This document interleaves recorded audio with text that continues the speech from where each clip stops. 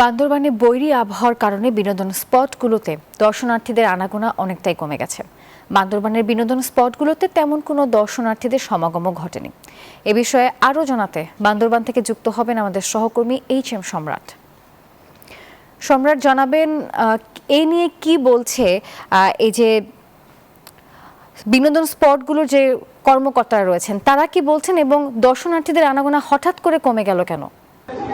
নাফিজা, আপনাকে ধন্যবাদ। আপনি যেমনটাই বলছিলেন যে আজকে বেশ কয়েকদিন ধরে কিন্তু বান্দরবানে বৈরী আবহাওয়া চলছে। বৈরী আবহাওয়া বিরাজ করার কারণে কিন্তু বান্দরবানের সবকটি পর্যটন স্পটে কিন্তু পর্যটকদের আনাগোনা একদম কমে গেছে। আর যারা এই মুহূর্তে দর্শনার্থী রয়েছেন, অনেক দর্শনার্থী দেখা যাচ্ছে কিন্তু তারা মেঘের সাথে মিতালি ঘটছে, মেঘের আনাগোনায় তারা লুকোচুরি খেলছে। অনেক দর্শনার্থী কিন্তু আসছেন।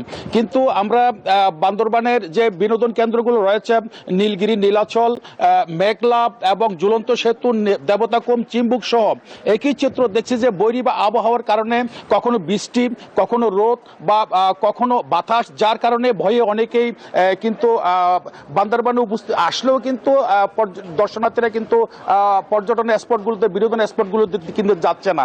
কারণ কখন যে ভারী বৃষ্টি এবং পাহাড় ধস এবং দেখা দিতে পারে, তার কারণে শঙ্কায় রয়েছে। আমি কিন্তু এখানে ঢোকার আগেই কিন্তু যে এই টিকিট কাউন্টার আছে, আমি টিকিট কাউন্টারে কিন্তু কথা বলছিলাম। টিকিট কাউন্টারের কাউন্টারম্যান যেটা জানিয়েছে, অন্যান্য দিন যদি এতক্ষণে যদি প্রায় 3000-এর অধিক যদি টিকিট বিক্রি হয়েও এই পর্যন্ত তার 350 টিকিট বিক্রি হয়েছে। সব মিলিয়ে কিন্তু বান্দরবানের পর্যটন স্পটগুলোতে বিনোদনের কিন্তু লোকজন আনাগোনা একেবারে কমে গেছে। এই মুহূর্তে ফিরে যাচ্ছে আমি স্টুডিওতে। নাফিজা। সম্রাট, ধন্যবাদ আপনাকে।